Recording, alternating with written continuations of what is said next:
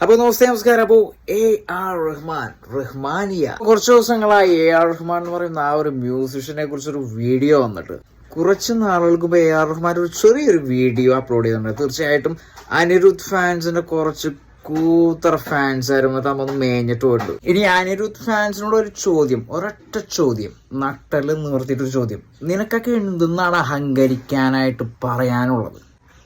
ഒരു സോങ് ഇറക്കി കഴിഞ്ഞാൽ കൂടിക്കഴിഞ്ഞാൽ കുറച്ച് റീൽസിൽ കുത്തിക്കയറ്റാന്നല്ലാതെ കുറേ നാൾ കഴിഞ്ഞാൽ പോലും, കുറേ വർഷങ്ങൾ കഴിഞ്ഞാൽ പോലും കാത്തിലോ അല്ലെങ്കിൽ 2 മാസം, 1 മാസം പോലും മനസ്സിലെക്കാത്ത എത്ര പാട്ടുകളാണ് ഈ അനിരുദ്ധ് എന്ന് പറയുന്ന ഈ ഒരു മ്യൂസിഷ്യൻ പടച്ചിറക്കുന്നത്. ഈ പടച്ചിറക്കുന്നതെന്ന് പറയുന്ന അഹങ്കാരം കൊണ്ട് പറയുന്നതല്ല.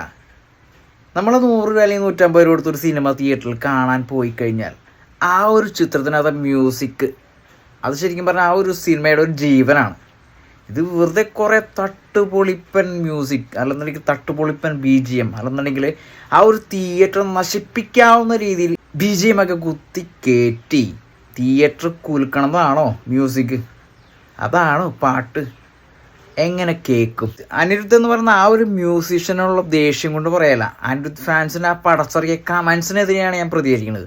തീർച്ചയായിട്ടും നിങ്ങൾ ചെവി അടിച്ചു പോയ, അതായത് കാത് കേൾക്കാത്ത ആളുകളെ കൊണ്ടൊന്നും ഇരുത്തി കഴിഞ്ഞാൽ കുഴപ്പമുണ്ടാവില്ല. അത് വൃത്തിയായിട്ട് കേൾക്കുന്ന തീർച്ചയായിട്ടും അവരുടെ ചെവി അടിച്ചു പോകും. അല്ലാതെ ആ ഒരു പാട്ടോ അല്ലെങ്കിൽ അദ്ദേഹം ചെയ്തിരിക്കുന്ന ആ മ്യൂസിക്കോ വെച്ചിട്ട് യാതൊരു ഗുണവുമില്ല. അപ്പോൾ ഈ അനിരുദ്ധ് ഫാൻസെ നട്ടലുള്ള അനിരുദ്ധ് ഫാൻസ് ആരെങ്കിലും ഉണ്ടെങ്കിൽ തീർച്ചയായിട്ടും നിങ്ങൾ കമൻറ്റ് ബോക്സിൽ വരിക. വർഷങ്ങളോളം കാതുകളിൽ ഹൃദയത്തിൽ നിൽക്കുന്ന ഒരൊറ്റ സോങ്, ആ ഒരൊറ്റ സോങ് ഏതാണെന്ന് ടൈപ്പ് ചെയ്യണം.